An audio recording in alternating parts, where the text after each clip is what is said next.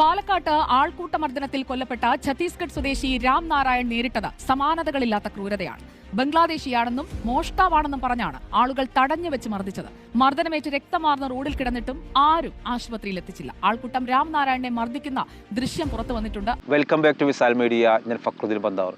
കഴിഞ്ഞ 2 ദിവസങ്ങളായിട്ട് നമ്മുടെ മാധ്യമങ്ങൾ കേട്ടൊരു വാർത്തയാണ്. 2 കുട്ടികളുടെ ഒരു പിതാവ് രാം മനോഹർ എന്ന പേരിലൊരാൾ നമ്മുടെ നാട്ടിലേക്ക് ഒരു 4 ദിവസങ്ങൾക്ക് മുൻപ് തൊഴിലന്വേഷിച്ച് വന്നതാണ്. ഛത്തീസ്ഗഡുകാരനാണ്. പക്ഷേ പാലക്കാട് വെച്ചിട്ട് ഒരു കൂട്ടം BJP RSS പ്രവർത്തകർ മോഷ്ടാവാണെന്ന് പറഞ്ഞ് അതിക്രൂരമായിട്ട് മർദ്ദിച്ചിട്ട് ശരീരത്തിലൊരു ഇഞ്ച് പോലും അടികൊള്ളാത്തൊരു ഭാഗമില്ല, അതിനെ ക്രൂരമായിട്ട് തല്ലിക്കൊന്നു. നമ്മൾ മലയാളികൾ എന്ത് പ്രബുദ്ധരാണ്. സത്യം പറഞ്ഞൊരൊറ്റ കാരണമേ ഉള്ളൂ. അയാൾ ബംഗാളിൽ നിന്ന് വന്നൊരു മുസ്ലിമാണെന്ന് കരുതിയിട്ടാണ് പാലക്കാട് ഈ വാളയാറിലുള്ള ഒരു കൂട്ടം RSSൻ്റെ BJP പ്രവർത്തകർ ഈ പാവം മനുഷ്യനെ ക്രൂരമായിട്ട് തല്ലിക്കൊന്നു. എന്നിട്ട് നമ്മളെ മാധ്യമങ്ങളിൽ കൊടുത്തൊരു വാർത്ത എന്താണെന്ന് അറിയോ?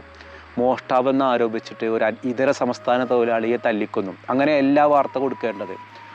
ഒരു കൂട്ടം RSS BJP പ്രവർത്തകർ മുസ്ലിമാണെന്ന് കരുതി നമ്മുടെ നാട്ടിലുള്ള ഒരു സാധാരണ ഒരു മനുഷ്യനെ അതിക്രൂരമായിട്ട് തല്ലി ചതച്ചു കൊന്നു എന്നുള്ളതാണ്.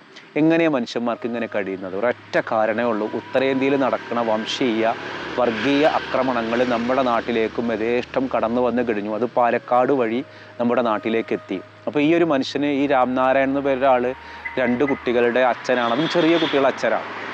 ഒരു 4 ദിവസങ്ങൾക്ക് മുൻപാണ് തൊഴിലന്വേഷിച്ചിട്ട് അയാൾ ഇവിടെ പാലക്കാട് വരുന്നത്. അങ്ങനെ കഞ്ചിക്കോട് ഭാഗത്തൊരു തൊഴിൽ കിട്ടിയതുമാണ്. അപ്പോൾ അയാൾ മദ്യപിക്കും എന്നൊരു പ്രശ്നം അയാൾക്കുണ്ട്. നാട്ടിലൊരു കേസിലും അയാളില്ല. പക്ഷേ അയാളെ നമ്മുടെ പ്രബുദ്ധരായ മലയാളികൾ ബംഗാളിയാണെന്ന് ആരോപിച്ച് തല്ലിക്കൊന്നിരിക്കുന്നു. അയാളെ ക്രൂരമായിട്ട് തല്ലുന്നൊരു രംഗം. അയാളെ എന്താ പറയുക, മരണത്തിന് ശേഷം ഫോറൻസിക് പരിശോധന നടത്തിയ ഡോക്ടർമാർ പറയാണ് അയാളുടെ ശരീരത്തിൽ തല്ല് കൊള്ളാത്തൊരു ഭാഗമില്ല. തല മുതൽ അടിവരെ, കാലിൻ്റെ അടിവരെ, പുറം ഭാഗമൊക്കെ തല്ലി ചതച്ചിട്ട് രക്തം ഛർദ്ദിച്ചതിന് ശേഷമാണ് അയാളെ പാലക്കാട് ജില്ലാ ഹോസ്പിറ്റലിൽ കൊണ്ടുപോയത്.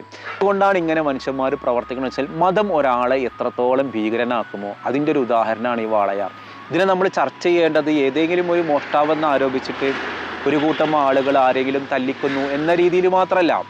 ഇത് ശരിക്കുള്ളത് ഒരു മുസ്ലിമാണെന്ന് വിചാരിച്ചിട്ട് ഒരു പാവം മനുഷ്യനെ, ഛത്തീസ്ഗഡുകാരനാണ് ഇയാൾ, രാം മനോഹർ ഹിന്ദുമത വിശ്വാസിയാണ്, ഇതൊന്നും ഇയാളെ രക്ഷയ്ക്കെത്തിയില്ല. ഇനിയെങ്കിലും മനസ്സിലാക്കാം, സംഘപരിവാറുകൾ നമ്മുടെ രാജ്യത്തിലേക്ക് കടന്നു വന്നു കഴിഞ്ഞാൽ സംഭവിക്കുന്നൊരു ദുരന്തം ഇത്ര ക്രൂരമാണ് എന്നുള്ളത്.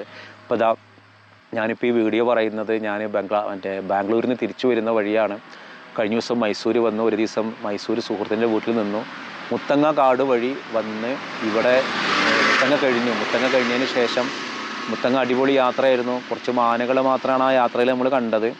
അത് കഴിഞ്ഞ് ഇവിടെ ഒരു നല്ല പുട്ടൊക്കെ കിട്ടുന്നൊരു നാടൻ കട കണ്ടു. ആ കടയുടെ അടുത്തുനിന്ന് ചായ കുടിച്ചിട്ട് ബ്രേക്ക്ഫാസ്റ്റ് കഴിഞ്ഞിട്ടാണ് ഇപ്പോൾ ഞാൻ ഈ വീഡിയോ എടുക്കുന്നത്. അതാ 10 പേരെ കസ്റ്റഡിയിൽ എടുത്തിട്ട് ആ ഒരു കേസിൽ 5 പേരാണ് അറസ്റ്റിലായത്. വെറും 5 പേര് മാത്രമാണ് അറസ്റ്റിലായിട്ടുള്ളത്. ബാക്കി ആരും അറസ്റ്റിലായിട്ടില്ല. അപ്പോൾ ഇനിയിപ്പോൾ കൂടുതൽ പേര് ഇതൊരു വലിയൊരു പ്രശ്നമായിട്ട് മാറുന്നു എന്ന് കണ്ടപ്പോൾ ഇത് കൂടുതൽ പേരെ അറസ്റ്റ് ചെയ്യാൻ വേണ്ടി സർക്കാർ തീരുമാനിച്ചിട്ടുണ്ട്. എന്തായാലും നമ്മുടെ നാടിന് അപമാനമാണ്. ഓരോരുത്തരും വന്നിട്ട് കല്ലും വടിയൊക്കെ എടുത്തിട്ട് അടിക്കന്നെ. നമ്മുടെ നാട്ടിൽ ഇത് ആദ്യമൊന്നും അല്ലാത്തിട്ട് ഇങ്ങനെ സംഭവം, ആളുകളെ മോഷ്ടാവാണെന്ന് ആരോപിച്ചിട്ട് തല്ലിച്ചതക്കുന്നൊരു സംഭവം ഉള്ളത്. ഒരു കാര്യം പറയാണ്ട്, നമ്മുടെ മൊഹീദ്ദീൻ മാലയുടെ വിജയെ പ്രഖ്യാപിക്കാനുണ്ട്. നമ്മുടെ സ്പോൺസർ ഖത്തറിലായിരുന്നു, ഖത്തറിൽ നിന്ന് വന്നിട്ടുണ്ട്. ഇൻഷാ അല്ലാഹ് ഒരാഴ്ചക്കകം അതിൻ്റെ വിജയം പ്രഖ്യാപിക്കും. പിന്നെ അതിൻ്റെ സ്പോൺസർ ഇപ്പം നമ്മുടെ കൂടെ ഉണ്ട്. ഇപ്പം കഴിഞ്ഞ ദിവസം പാലക്കാട് ഒരു പാവം മനുഷ്യനെ നടു റോട്ടിലിട്ടിട്ട് അടിച്ചു കൊന്നു. ആ ഒരു രംഗം കണ്ടപ്പോൾ വല്ലാത്ത സങ്കടം തോന്നി. അല്ല ബക്രു മാഷേ, ഏത് ജാതി? അയാൾ ശരിക്കൊരു മുസ്ലിമാണെന്ന്, ബംഗാളിയാണെന്ന് വിചാരിച്ചിട്ടാണ് ആളെ കൊന്നത്. അപ്പോൾ ഇതൊരു വർഗീയ കൊലപാതകമാണ്. അതൊരാളെ മോഷ്ടാവാണെന്ന് ആരോപിച്ച് കൊല്ലുക എന്ന് മാത്രമല്ല, ഇതൊരു വർഗീയ കൊലപാതകമാണ്. ആ രീതിയിലാണ് മാധ്യമങ്ങൾ ഇത് വാർത്ത കൊടുക്കേണ്ടത്. പക്ഷെ ചെയ്തിട്ടുള്ള എന്താണ്? മോഷ്ടാവെന്ന് ആരോപിച്ച് ഇതര സംസ്ഥാന തൊഴിലാളിയെ ആൾക്കൂട്ട ആക്രമണം നടത്തിയിട്ട് അതിൽ കൊല്ലപ്പെട്ടു എന്നുള്ള അങ്ങനെ എല്ലാ വാർത്ത പറയേണ്ടത്. ഈ രീതിയിലൊക്കെ കൊലപാതകമൊക്കെ നടത്തുന്ന ഈ തനി വൃത്തികെട്ട ചില മനുഷ്യന്മാരുണ്ട്.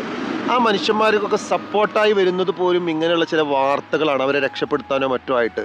അതല്ല ഈ രീതിയിലൊന്നും ചിന്തിക്കാതെ എന്തെങ്കിലും നടന്നിട്ടുണ്ടെങ്കിൽ അതിനെ വർഗീയതയിലേക്ക് എത്തിക്കുക, എന്നിട്ട് ഒരുപാട് പ്രശ്നങ്ങൾ ഉണ്ടാക്കുക, അത് വേറെ രീതിയിൽ നടക്കുന്നുണ്ട്. ആ പാവ മനുഷ്യന് തൻ്റെ കുടുംബം 2 കുട്ടികളെ പോറ്റാൻ വേണ്ടിയിട്ടൊക്കെയാണ് അതെ 2 ദിവസം മുന്നേ നമ്മുടെ ഈ കേരളത്തിലെത്തിയത്. അടിച്ചു കൊല്ലുന്നു, ശരീരത്തിൽ മൊത്തത്തിൽ അദ്ദേഹത്തിനെ തല്ലിയിട്ടുണ്ടെന്നാണ് തല മുതൽ കാൽപാദം വരെ അടിയേറ്റ പാട്, രക്തം ഛർദ്ദിച്ച ആൾ കരഞ്ഞ് പറയുന്നുണ്ട്. ആള് ഞാനിതിന് പറ്റുന്ന ആളല്ല, ഞാൻ മോഷ്ടാവല്ല, എൻ്റെ കയ്യിലൊന്നുമില്ല. പക്ഷെ ആൾക്ക് ഭാഷ അറിയില്ല, നാടും അറിയില്ല. കിട്ടിയ ചാൻസിൽ ഓരോരുത്തരോട് കയ്യേറ്റം ചെയ്ത് അതിക്രൂരമായിട്ട് ഇഞ്ചിഞ്ചായി മരിച്ച മനുഷ്യൻ. ഇതിങ്ങനൊക്കെ ഏത് പാർട്ടി എന്നുള്ളതല്ല, ഇങ്ങനെയൊക്കെ ചെയ്യുമ്പോൾ ഇവരോടൊക്കെ മനോഭാവം, ഈ മനുഷ്യനെന്താ വേദനകളില്ലേ, എന്നിട്ട് അത് മൊബൈലിൽ ഷൂട്ട് ചെയ്യുക, എന്നിട്ടത് പ്രചരിപ്പിക്കുക, അത് ആഘോഷിക്കുക. ഇതിപ്പോൾ ഉത്തരേന്ത്യയിൽ തന്നെ ജയശ്രീറാം വിളിച്ചിട്ട് പശുക്കടത്ത് ആരോപിച്ചിട്ട് ഓരോന്ന് പറഞ്ഞിട്ട് തല്ലിക്കൊന്നിട്ട് അവരെന്നെ വീഡിയോ എടുത്തിടുന്നു. അതിന്റെ നമ്മൾ മനസ്സിലാക്കേണ്ട ഒരു കാര്യം, ഈ പാവം മനുഷ്യർക്കും കുടുംബമുണ്ട്, വേദനകളുണ്ട്, ശരീരം എന്ത് പറഞ്ഞില്ല, ഒരു പെറ്റി കേസ് പോലും അയാളുടെ പേരിലില്ല. സാധു മനുഷ്യൻ മദ്യപിക്കുന്നുള്ളൊരു പ്രശ്നം മാത്രമാണ് അയാൾക്ക് ആകുള്ളത്. അപ്പൊ നമുക്ക് മദ്യപിച്ചാൽ പോലും ആരോടൊരു ശല്യത്തിന് നിൽക്കലില്ല. പക്ഷെ ഇതിനൊക്കെ ശക്തമായിട്ടുള്ള ഒരു താക്കീത് നൽകുന്ന രീതിയിലുള്ള ശിക്ഷകള് നമ്മുടെ നാട്ടിൽ കൊണ്ടുവന്നിട്ടില്ല എങ്കിൽ, ജാതിയുടെയോ മതത്തിൻ്റെയോ പാർട്ടിയുടെയോ വേര് നോക്കിയിട്ട് രക്ഷപ്പെടുത്താനാണ് ശ്രമിക്കുന്നതെങ്കിൽ, ഇന്ന് ആ പാവം മനുഷ്യനാണെങ്കിൽ നാളെ നമ്മൾ അല്ലെങ്കിൽ നമ്മുടെ മക്കള്, അയൽവാസികൾ, കുടുംബക്കാരൊക്കെ ഇതേ അവസ്ഥയിൽ തന്നെ ആയിരിക്കും. ഞാൻ നമ്മുടെ മൊഹീദ്ദീൻ മാലയുടെ സ്പോൺസറാണ് ഇരിക്കുന്നത്. അതെപ്പോ മൊഹീദ്ദീൻ മാലയുടെ വിജയുടെ പ്രഖ്യാപനം അമിൻഷാ, ഞാൻ പറഞ്ഞല്ലോ നേരത്തെ, മൊഹീദ്ദീൻ മാല വിജയ ഒരാഴ്ചക്കുള്ളിൽ നടത്താം. അപ്പോൾ അയാള് ചാടിക്കാൻ പോയിക്കായിരുന്നു. അപ്പൊ അതിന്റെ ഇടയിൽ വിളിച്ചിരുന്നതാ. അപ്പൊ ഞാൻ നേരത്തെ സംസാരിച്ചു, അടുത്ത ആഴ്ച വിജയികളെ പ്രഖ്യാപിക്കും, നല്ല സമ്മാനങ്ങളും നിങ്ങളുടെ കരങ്ങളിലേക്ക് എത്തും. ഓക്കെ. അപ്പോൾ ഓക്കെ, ഞാൻ ഈ നേരത്തെ പറഞ്ഞ വീഡിയോ ആരോടുള്ള ഒരു വെറുപ്പോ ദേഷ്യമൊന്നും അല്ല. കാണുമ്പോൾ വല്ലാത്ത സങ്കടം തോന്നുകയാണ്. ഒന്ന് ശരിയായിട്ട് പ്രതികരിക്കാൻ പോലും കഴിയാത്ത ആ ഒരു മധ്യവയസ്കനെ നടുറോട്ടിൽ അത് നമ്മുടെ നാട്ടിലിട്ട് ഇങ്ങനെ ഓരോ സ്ഥലങ്ങളിൽ പാവപ്പെട്ട എത്ര മനുഷ്യന്മാരെയാണ് ഈ വെറി പൂണ്ട, ഈ മാലിന്യങ്ങളായ, ഈ വെടക്ക് ചിന്താഗതിയുള്ള മനുഷ്യന്മാർ ഇങ്ങനെ ചെയ്യുന്നത്. അപ്പോൾ ഒരു വിജയി ഉണ്ടല്ലോ, ആ വിജയ് ആരാണെന്നും വിജയ്ക്കുള്ള സമ്മാനമൊക്കെ കൊടുക്കാന്നൊക്കെ പറഞ്ഞതാണ്. പലരും വിചാരിക്കുന്നുണ്ടാവും ഇയാളിപ്പോൾ മൊഹീദ്ദീൻ മാല മത്സരമൊക്കെ കുറച്ച് മുമ്പ് നടത്തിയിട്ട് ആളെ പറ്റിച്ചുകൊണ്ട് മുങ്ങിയോ എന്നുള്ള. ആരും പറ്റിച്ചിട്ട് നമ്മൾ പോയില്ല. അപ്പം അതിൻ്റെ വിജയിനെ നമ്മൾ പ്രഖ്യാപിക്കും. ഇൻഷാ അല്ലാഹ് ഒരാഴ്ചക്കകം പ്രഖ്യാപിക്കാൻ നമുക്ക് കരുതാം. മുത്തങ്ങാക്കാട് നമ്മുടെ സംസ്ഥാനത്തെ ഏത് ജില്ലയിലാണ് സ്ഥിതി ചെയ്യുന്നത് എന്നുള്ളതാണ് ചോദ്യം. ആ ഉത്തരവാണ് നിങ്ങൾ കമൻറ്റ് ചെയ്യേണ്ടത്. മറ്റൊരു ദിവസം മറ്റൊരു വീഡിയോയുമായി വീണ്ടും കാണാം.